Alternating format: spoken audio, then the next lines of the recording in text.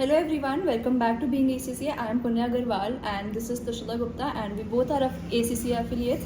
And today in this video we'll be discussing some of our tips regarding knowledge level and all of the students who have just started or maybe are going to give their first paper very soon. So it might be helpful for them. So let's start. Firstly, I think we would like to say that for knowledge level, be consistent with the knowledge level, because knowledge level has on-demand papers. That means you can give the papers at your own pace. So it is very important to be consistent with those papers, because obviously we can delay it as much as we can, but obviously we don't want it, right? So ideally, in our opinion, I think with each paper, I think each paper should take you approximately 1 month full-fledgedly to prepare. If you are a full-time ACCA student, or max it can go up to 1.5 months, but not more than that, because I think 2 months for a knowledge level paper which you have already done in your 11th and 12th or bachelor's if you have done. So I don't think that's recommendable, and it's not even required in my opinion. So it is advisable that you target ki you have to do it in 1 month, and if by chance you are not able to do it in 1 month, then maybe you can extend a little bit, practice more, and then complete it in 1.5 months. So that was tip number 1. Tip number 2 would be that practice is the key for knowledge level. You have your Kaplan study text and kits, you have your BPP study text and kits. Now you also have your ACCA study hub, which you can very well use.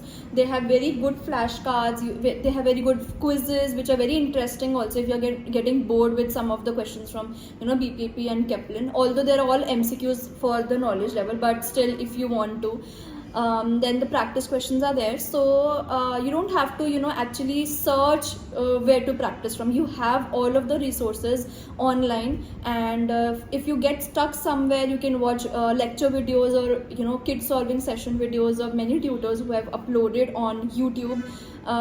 So yeah, that is the tip number 2. So what I would like to say is tip number 3, this would be I really found helpful the ACCA mocks that are paid initially, and they are for when I was studying, they cost roughly around 14 to 15 GBP per paper, and it was a series of 3 mocks, and they were very comprehensive.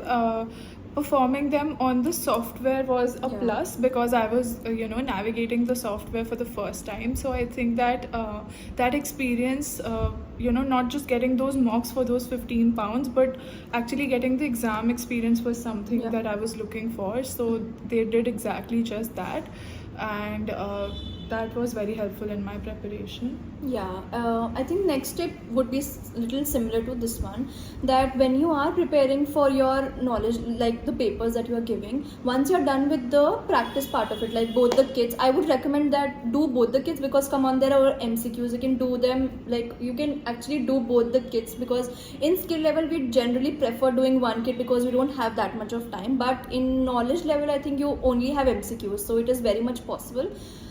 So once you're done with the kits, there are mocks behind BPP as well as your Kaplan kit. They are also very helpful. They are very, very helpful. So try and do them, and then mark yourself and see how much are you getting.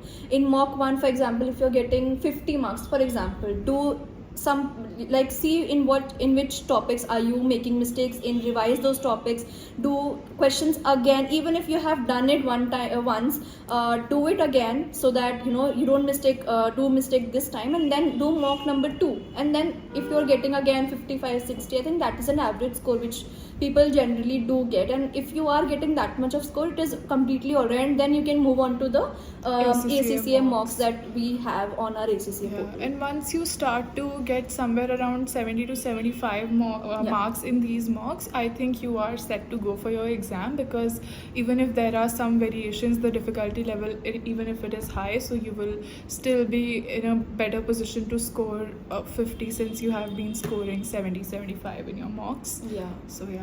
So I think now let's go paper by paper. To all the people who are doing business and technology F1, I would just say that it is a theoretical paper.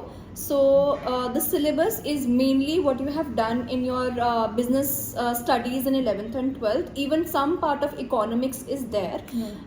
So just understand the concepts really well and then move on to the practice part of it, because we do not have a lot of thing to do in business and technology. Since it's a theoretical paper, you don't have to practice numericals. There are no numericals in them. So once you're done with both the kids, just do mocks, and if you're getting ample amount of numbers, like we discussed 70 to 75%, if you are getting, then you're good to go. You can just book your exam and you can appear for the exams. One thing I want to mention is many students think that even the knowledge level has past papers, but there are no past papers for knowledge level. You only have mocks. So once you're done with both the kids, then ACCA Study Hub if you want to do it, and then you can move on to the mocks and then to the final paper. Okay, so let's talk about MA now, which is the Management Accounting paper. It involves numericals, and to be very honest, it is not something that you would have studied in your 10th or 12th. So the thing is, how do you go about that would be to conceptually understand what the syllabus is. Once you are done with that, so within the text there are test your understandings given. So after every concept you cover, you have a numerical question associated to that. So just keep practicing those, and then once you finish your syllabus, you are good to go to start with the kit, because you have already gotten a taste of how the numerical questions will be. And even if you do not understand all the test your understandings, that would be completely okay, because sometimes I even used to think that these are so difficult and how are the real questions going to be. So they are a little different from the real questions in the kit also, but they definitely do help in helping you understand. So do them whenever you are going through your study text. And again, I would recommend that you do both the kits. However, it is a secret, we only did one. Okay, so that is about that. And mocks are again very important for this, particularly because it is a numerical paper, and for many it would be the first numerical paper that they would be doing after BT. So yeah, definitely mocks are very important. Yeah.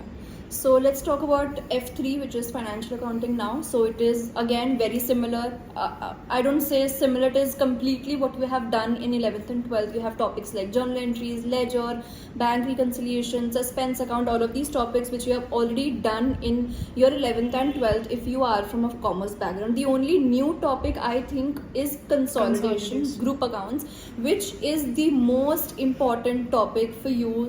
Same topic will be coming in F7, like you will have an extended version of it, and then same topic will be there in your SBR, which is your professional level paper, and of course it is a compulsory paper, right? So it is important that your base for consolidation is very, very clear, because the other topics are you have already done those topics. So it is important that you give more importance maybe to consolidation, so that you can get better hang of it and you are not facing that much of difficulties in your F7 paper. So again, F3 is completely practical based paper. You have numerical. So again, as she said, that do test your understandings from the text, and then do both the kits. And even if you're not able to do, I think for F3 you can rely mainly on BPP. I think that's better, because for practical subjects we do recommend BPP is better, but although you can practice in Kaplan, that's not an issue. So once you're done with both the case, move on to mocks. Once you're done with mock, you're getting again the similar pass percentage, then you can go ahead with the final paper. Okay, so the last one that we have is F4, which is the corporate law, and usually there are a lot of variants also. So personally, we gave the global variant. A lot of people also go for the UK variant. It's totally your choice. The main difference would be that the UK variant would be more UK centric, and the global is more about how globally things happen, the UN laws and everything regarding trade. So with that being said, it is completely a numerical paper, completely a theoretical paper, and just go through the study text, and it is not something very difficult. We did it both with self-studying and So yeah, read through the kit and just go with test your understanding along the way so that you ensure that you are getting what you are reading, and then go for the kit practice and again mock. It is pretty much the same as we told for rest of the papers because knowledge level is not so difficult in itself. The passing rates, say the same thing, the same evidence, and yes, I think that is pretty much it about the knowledge level. If you have any more questions, you can definitely comment down below or even feel free to message us on Instagram at beingacca and we would be happy to help you. Thank you for watching.